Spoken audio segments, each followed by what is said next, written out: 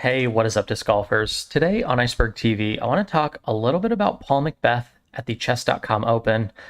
There were a lot of questions about Paul McBeth being tied for 52nd, and a lot of people were expecting him, after having a full offseason to recover, that he would be in the hunt for the win. And I'm sure he would have loved to have been in the hunt for the win at his own tournament. But I wouldn't count Paul McBeth out for the season quite yet, and there's a few reasons why. So when you get stem cell therapy, the number one thing you are supposed to do is pretty much nothing. For the stem cells to work optimally, you want to keep inflammatory processes in your body as low as humanly possible so the stem cells can do what they're supposed to do. Get to that inflamed and damaged and torn up area, and the stem cells will help you repair, rejuvenate, and recover that area. Now, what does this mean? What this means is that Paul McBeth, essentially, if he follows any stem cell protocol, at least that I'm familiar with, Paul McBeth was not able to really train going into the season because the number one thing that he was probably told to do was nothing.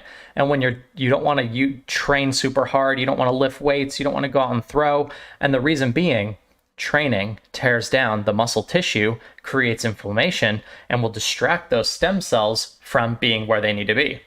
So what we're seeing is a Paul McBeth that has not been able to practice and prepare the way he normally likes to. We also saw a little bit of a, not a remark, but a little bit of a statement from Paul McBeth. Definitely the focus of his Instagram post was congratulating Anthony and Evelina, but we do have a little blurb at the end here. Every day I see progression, and it excites me to wake up and get out on the course. We're currently en route to Texas for Waco. P.S. Hold your play judgment until after Austin, then it's free game. So Paul McBeth is obviously still under a protocol. This lets us know that he's still following a game plan for recovery, and until after Austin, Paul McBeth probably has not been given the full green light to do everything that he wants to do. So with all of that into consideration, we have an underprepared Paul McBeth.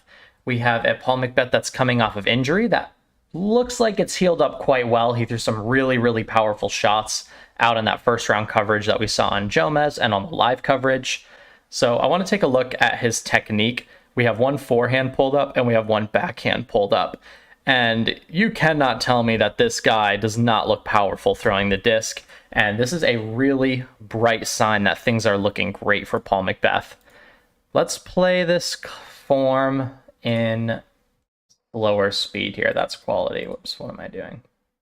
There we go. So I want to take a look at Paul's form here. This is hole one, a uphill 357-foot par 3. This hole is very, very challenging. Paul's throwing a very fast and overstable disc, which requires a lot of power.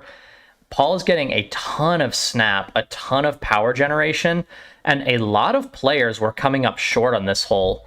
Players that are known to have pretty good forehands still weren't getting the birdie on this hole every time. And Paul McBeth is able to throw an absolute low laser beam, getting himself pretty much absolutely parked. So I think this hole plays at least 400 that uphill.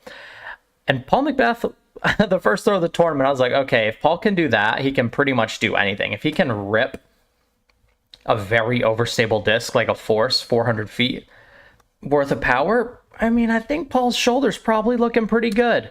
And now we'll take a look at a backhand where I also felt that Paul McBeth was looking particularly smooth and powerful. So let's take a look. We'll play this on slow as well.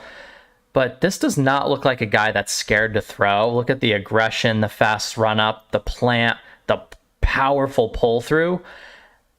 I mean, Paul's throwing the heck out of the disc on these two shots.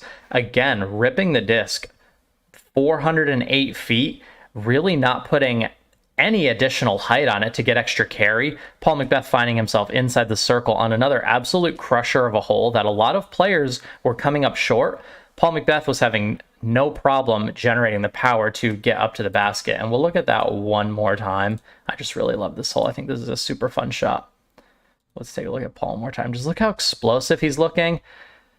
And again, this is a Paul McBeth that's probably been told to rest and to do nothing, and he's still throwing with these levels of capabilities. this lets us know that Paul McBeth, I think, is going to be peaking for the majors. He's going to be peaking around Worlds. He's going to be peaking around USDGC. He's going to be able to start taking his training a lot more seriously. And I'm just really excited to see what Paul McBeth's able to bring to the table this year. And I know everybody's talking about, Simon Lizotte, everybody's talking about Anthony Barella, everyone's talking about Gannon Burke, Kyle Klein, and all those guys are very exciting. But I still think Paul has a lot of work left to do. It sounds like he's coming to this season from an extremely passionate mindset. And once his stem cell therapy is over and he's 100%, I think he's going to start training really hard, and we're going to see some of the best Paul McBeth that we ever see. So as long as the stem cells worked and that tear's fully healed, I think Paul McBeth's going to be an absolute monster this season, and I'm really excited to see what he's able to bring to the table, because his first event back with minimal training, he was still able to shoot some pretty solid golf through the first 2 rounds, the last round being an absolute disaster for McBeth standards. But I think these first 2 rounds are really what we should expect from Paul. I think at worst case scenario, we're going to be seeing him shooting like 1030, 1040 rated rounds, but I would not be surprised if we saw Paul McBeth reach a 1050 rating again this season.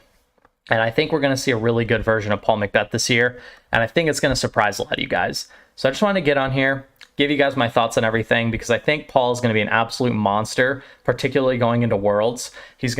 Paul knows how to hit like peak form and hit stride, like his best stride of the season right at Worlds. That's what Paul McBeth does, and that's what Paul McBeth is going to do going into Worlds this year at another course that he designed at New London Tech. So I'm super pumped for Worlds this year. I'll probably go there and watch it in person. If you guys haven't checked it out yet, go check out the Berg Sport V4 disc golf bag. It's the best disc golf bag on the market, and I'm so proud. They finally hit the ground. People are loving them. Everybody's ordered one has shipped out. Everybody's getting their bags. Everybody's really liking them. So I'm super pumped to, be a part of Berg Sport. So you can save 20% in the link in the description below. Let me know what you guys think about Paul McBeth. How is he going to play this year? Is he going to get wins? Is he going to stink? Comment down below. You're watching Iceberg TV, and take care.